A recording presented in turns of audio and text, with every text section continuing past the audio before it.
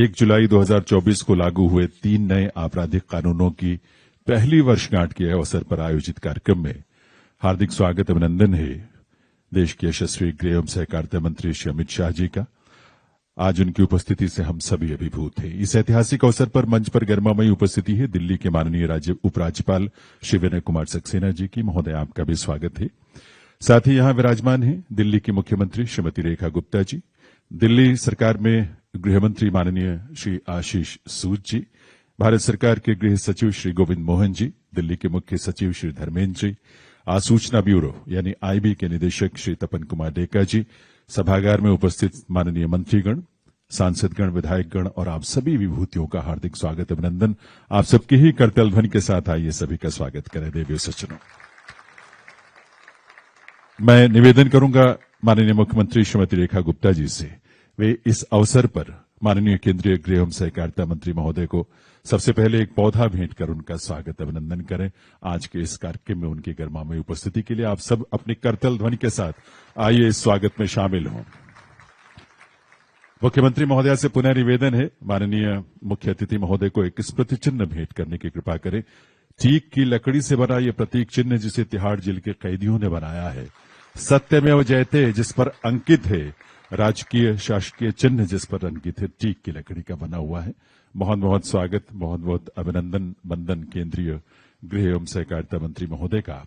140 करोड़ भारतीयों के इस देश में जब जब भी ऐसे फैसले लिए गए जो देश हित में इतिहास के पन्नों में दर्ज होते जा रहे हैं, वो निर्णय केवल और केवल हमारे प्रधानमंत्री नरेंद्र मोदी जी के नेतृत्व में हमारे गृह मंत्री आदरणीय अमित शाह जी के द्वारा लिए गए।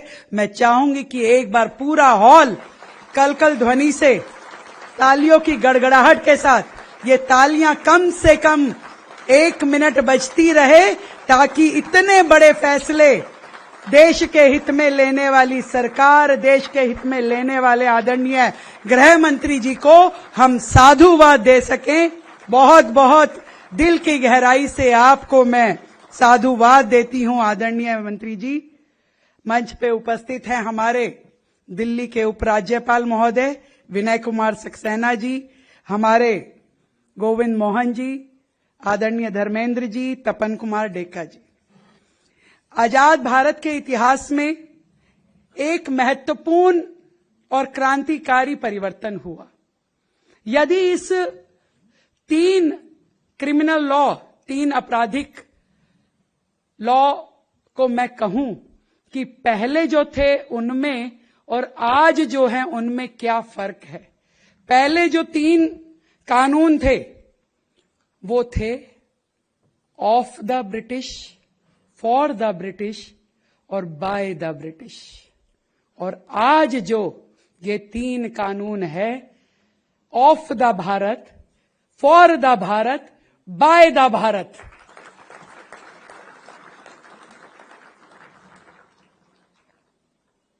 सदियों पुराने कानून लगातार भारत की जनता को झेलने पड़ रहे थे। किसी में साहस नहीं था कि उनको बदल सके, वो इंडियन पेनल कोड हो, वो क्रिमिनल प्रोसीजर कोड हो या एविडेंस एक्ट, इन सब को, जो कि अंग्रेजों के द्वारा पीनल कोड की बात करती हूं, सजा देने के लिए। क्यों? क्योंकि ब्रिटिशर्स शासक थे, भारत गुलाम था और देने के लिए केवल सजा थी।